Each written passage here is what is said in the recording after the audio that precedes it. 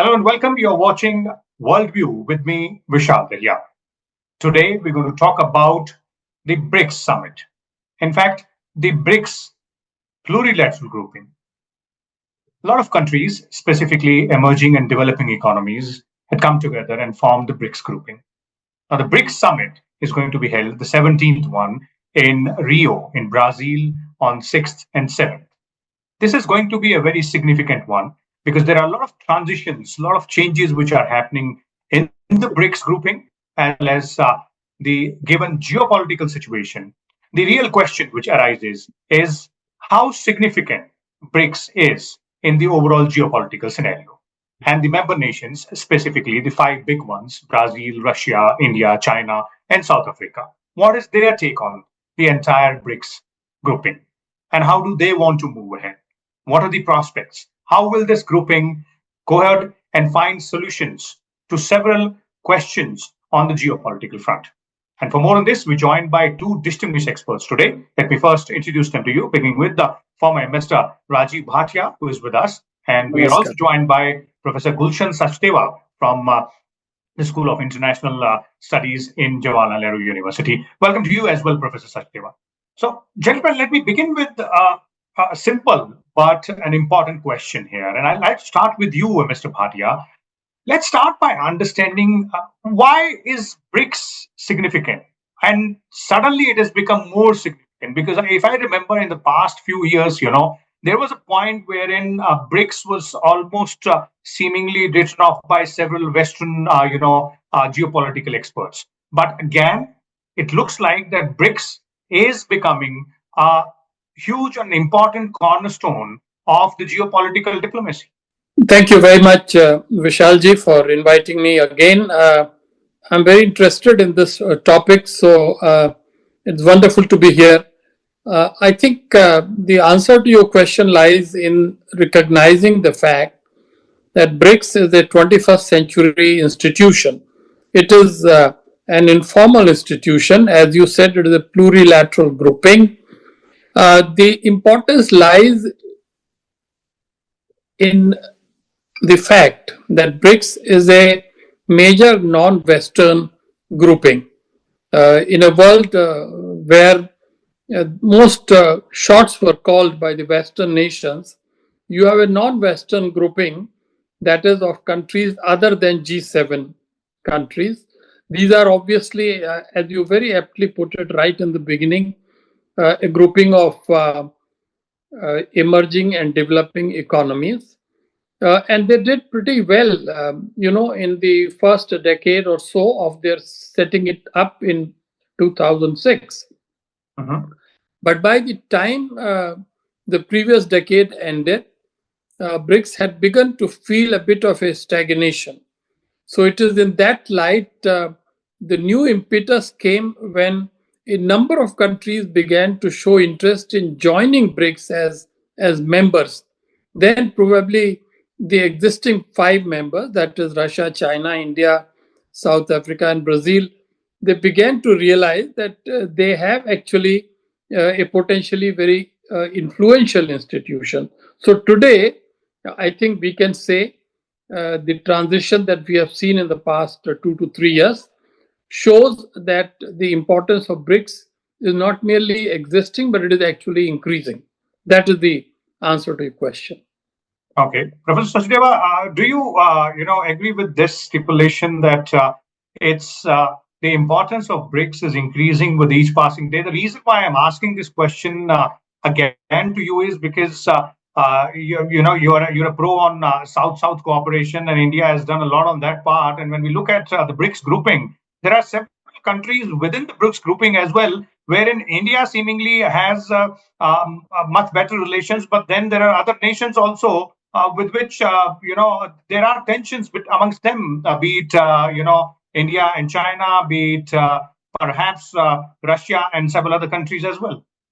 Well, I mean, if you have any international grouping where you have large number of countries, obviously you cannot have the similar kind of interest coinciding in all of them. But at the same time, since all of them continue to be member of BRICS, At the same time, large number of countries are in fact now very much interested to be part of this grouping, and already we have seen there was a large expansion. Already we have 11 members, and more than 10 members are now the partner countries, and all are big countries. These are not really smaller countries. And in fact, if you look at even the main motto of Brazilian presidency, what they're saying is strengthening the cooperation among global South countries for sustainable, kind of, and this whole the global governance. So what, in fact, I think there are a couple of things which has happened, which has made, I would say, BRICS much more relevant today. It was always an economic force. That's how it Mhm. kind of, started in 2001 by, when it was just BRIC. I mean, these four countries, it was at that point of time that they are going to become important in the years to come. But now it is becoming more also economic, political, and I would say strategic force, despite having certain contradictions and certain problems within BRICS, which are quite evident. But the reason perhaps is that one is that the institutions of the global governance, which was set up after the Second World War, they are not really performing what they was the role they were supposed to perform. And large number of countries from the global south, they feel that obviously they are not represented in those institutions the way they should like to see their role, including India. So at the same time, what has also happened, that today when we are talking about global south, you mentioned about global south, and global south in the last few years has become a very important kind of part of conversation. And even in the particular in the context of BRICS itself, it's trying to show that BRICS is also trying to represent the global south. And then Mhm. we are seeing that global south today is not the global south of the past years. When kind of a bunch of you developing countries trying to say something, do something. Here, what we are seeing, they're economic, political, strategic heavyweights. You have all these countries in the BRICS. I mean, they are heavyweight. They are not really smaller countries. I mean, all big countries you can see, and even the partner countries. Countries like Nigeria, Malaysia, they're also very important countries in their own right. And so they have obviously, and the way I think the global politics in the last few years have changed, and the way particularly I would say the sanctions against Russia by the Western countries, particularly by Europeans and the United States, this has also alarmed many countries in the global South that they do need certain alternatives, because if this can happen today with one country, it can happen tomorrow to other countries as well. So here you have countries within the BRICS, those who are quite, I mean, this is obviously a non-Western organization, but some of the countries are quite anti-West, put it this way. Look at Iran, look at even today China, look at Russia. So they are quite, but at the same time, there are many other members within BRICS. You look at UAE, Egypt, Saudi Arabia, even India. We are working very closely with the Western countries as well. So it's becoming a very different kind of organization, very, I would say, useful organization, because countries which are not, they feel that they have certain weight, but they are not really fully represented in the global, institutions. So they are coming together. They are trying to find certain alternatives. And if you can see all the meetings of BRICS, Mhm. they talk about everything. So not that today they have found solutions of anything. I mean, there are few. I mean, they have the new development bank. They have certain other, specific, I would say, outcomes of BRICS in the last few years, but they are talking about almost everything. And in fact, if you look at just the last, I would say, expansion which took place, that was very clearly, I mean, I saw it was very clearly Middle East centric, and it was also very clearly energy centric. You look at the countries which came in, you have Indeed. Brazil, I mean, you had Saudi Arabia, Iran, UAE, Egypt, I mean, this from this region, and many of those countries are now, getting alarmed by the way I think the global economic and other systems Indeed. are being. So they're trying to find certain alternatives, and they're talking about everything. Hopefully, they will find some alternatives. They have to do that because this is what they have been talking. But there are certain, despite certain what you said, certain differences among countries, but there are larger issues in which they find certain common ground. That's where coming together. Okay, and Mr. Bhatia, these 2 points. One is the internal dichotomy or the internal, equations amongst these member nations of the BRICS. The question is, does it, hinder the progress of BRICS as a bloc, as a multilateral body, as a multilateral, plurilateral organization trying to make its mark on the geopolitical scenario? Also, in comparison to other such bodies, be it G7, G20, or NATO itself, how do you think BRICS can move forward and establish its presence? And presence can only be established in terms of finding solutions. Yeah, thank you very much. It's a very complex question, and I can give you a very long answer, but I respect Professor Sachdeva, and I believe you really want both of us to play an equal role. So I hope you'll keep an eye on the watch and you'll ensure equality. I'll do that. I'll do that. Not a problem for me to speak at length, but I prefer to be brief because that is what the format is. Right, sir. My answer to your question is that today almost all groupings are facing internal tensions. There is serious fragmentation in G7 and NATO, as we already know, especially after the assumption of office by President Trump. So, keeping that perspective in mind, I think it is no secret that there are divergences within BRICS as well. However, our deep and long study of BRICS shows that so far, convergences have been prevailing over the divergences. The very fact that this grouping has survived and flourished and prospered and expanded shows that members feel some use, some utility, and they are willing to provide greater importance to convergences, that is, the common points over the differences or divergences. Here, I think, without being theoretical, let us look at from the viewpoint of the Indian foreign policy. Mm-hmm. For India, BRICS is one of the most important plurilateral groupings. It allows India to balance its relationship with the West. It allows India to play a leadership role in the global South. And it allows India to exercise its strategic autonomy in the world. So I would very much say, looking at strictly from the Indian and the global South point of view, BRICS has a useful role to play. Its unity is more important than disunity, but it is facing the challenge, and this is where I bring in my last point, which is the Rio conference. I think at a time when President Xi Jinping and President Putin, the leaders of China and Pakistan, were not coming to attend this conference, the three key leaders of the developing South, India, South Africa, and Brazil, have a rare opportunity to give a defining shape to this institution. Okay, and when you say give a defining shape to this institution, and Russian and Chinese president not being there, this is an opportunity, as you're pointing out. But some in the Western Bloc also would, term it as an internal friction within the BRICS nations, that the two top big voices are not there because President Trump, despite all his differences with NATO partners, G7 partners, he does attend all the meetings and puts his point across, and perhaps they figure it out, they figure a way out. So are we? Which way should we be looking at it? No, I think that is probably not the correct way. I think it is not that China and Russia would be absent. China would be represented by its premier, who often goes as a substitute for President Xi Jinping. And obviously, nobody is expecting President Putin to arrive there, given the fact that his country is engaged in a long war.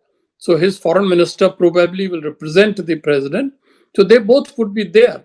All that I was doing was to underline that with the front ranking leaders not being present, the burden of responsibility falls on the uh, presidents of Brazil and South Africa and the Prime Minister of India to give leadership role by making sure that BRICS acts on a pragmatic path. It does not pick up unnecessary quarrels with the West, but Mhm. at the same time, it does not give up on its crucial agenda items as well. That navigation of balancing role, that is what we are expecting Rio to play. Okay, and the strategic diplomatic autonomy, which we're talking about in Absolutely. terms of putting the point Absolutely. across on the global stage, this becomes the key movement that is the 17th BRICS Summit in Rio. Professor Sachdeva, from your point of view, when we do this comparative analysis in terms of BRICS finding its feet on the global stage in a much better way, do you agree or do you believe that this is the right time with NATO, sort of teetering around Trump and other NATO allies not seeing eye to eye with each other? G7 also perhaps not speaking in a united voice on several issues. So BRICS seemingly is the forum to which the world might be looking forward to in terms of finding solutions to the complex issues, or perhaps even suggesting solutions to the complex issues? Well, that's true. I mean, I think that time obviously is much more appropriate today than say a couple of years ago, when in fact, many people said that BRICS is just a talking shop. I mean, they don't really produce anything very concrete. But now, since there's a lot of interest, as we have seen that expansion, and also many other members are willing to join, many other countries willing to join, and the way the whole global system is in transition. Now, obviously, that's an opportunity for the countries which are part of the BRICS, or they are sympathizing with the idea of BRICS.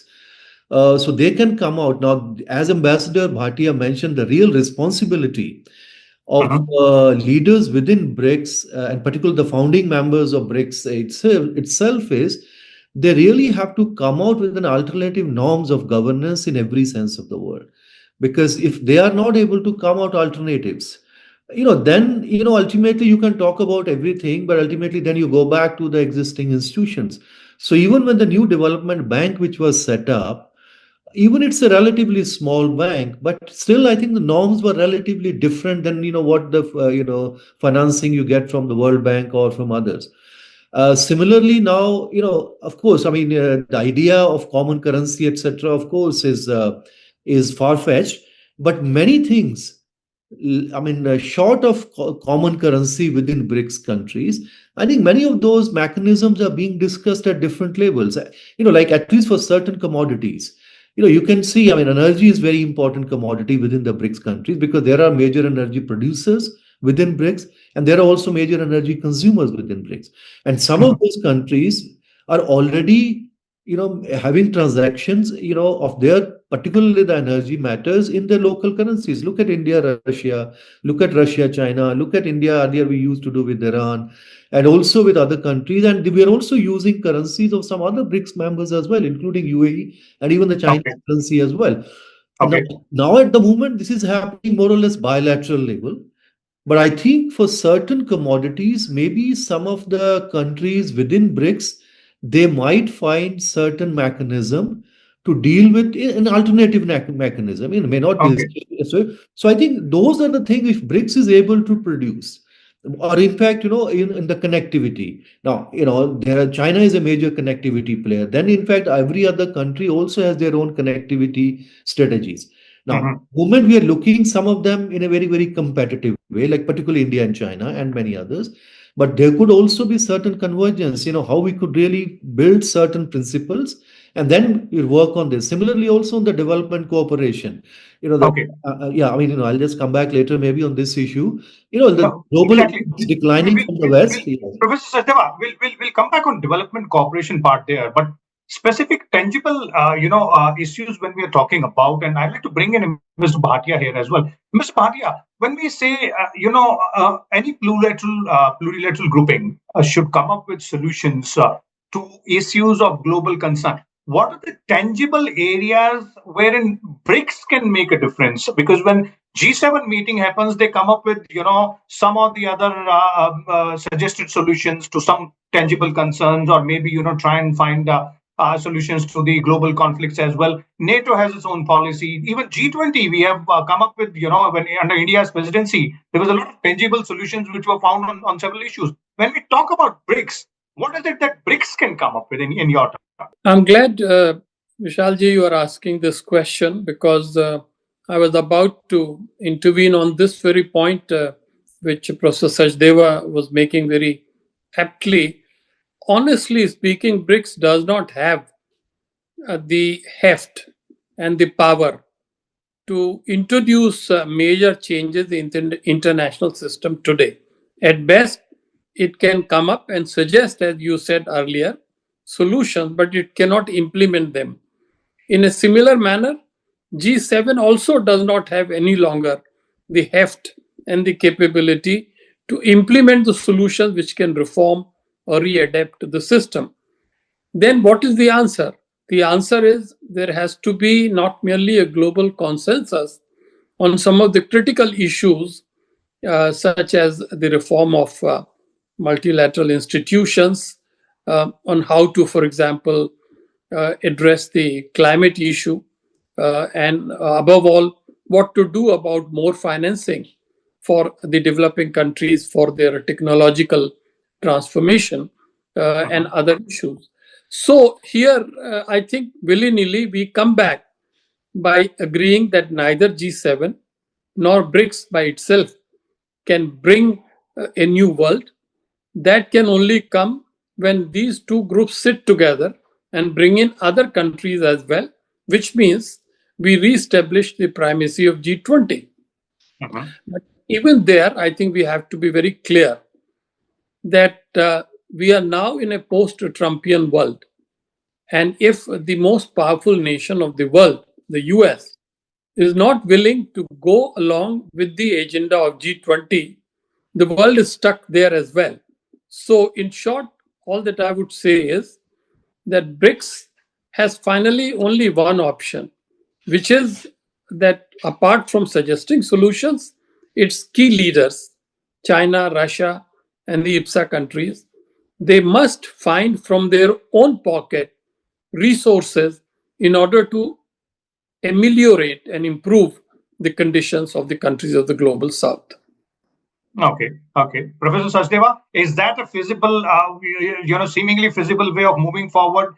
Will these countries, I'm not saying can they, but will these nations be willing to go ahead and start spending money on finding solutions to the issues of global concern, like so far, United States or maybe other big economies, other developed economies, Western developed economies have been doing to certain extent, to not a larger extent, to not a satisfactory extent, but to certain extent. Can this be a sort of a different path which can be taken in the global diplomatic aspect, geopolitical aspect? Is that possible? Is that a feasible way? I think this is likely to happen because you see, so far what we have seen, they have discussed almost every major issue within BRICS. Now they are discussing even security issues also in a serious manner. So there are certain I mean, if you look at the last Kazan summit declaration, also, a 135 paragraph law. I mean, almost everything is there. Similar thing is also going to happen in this summit as well.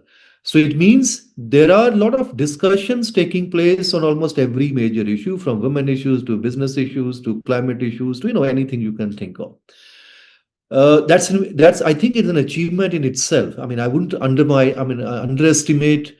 Just saying that these are discussion doesn't mean anything, because ultimately they are discussing, and countries are bringing some of their ideas. Like India brought this lifestyle for environment, life, etc. And those kind of ideas others would also bring in.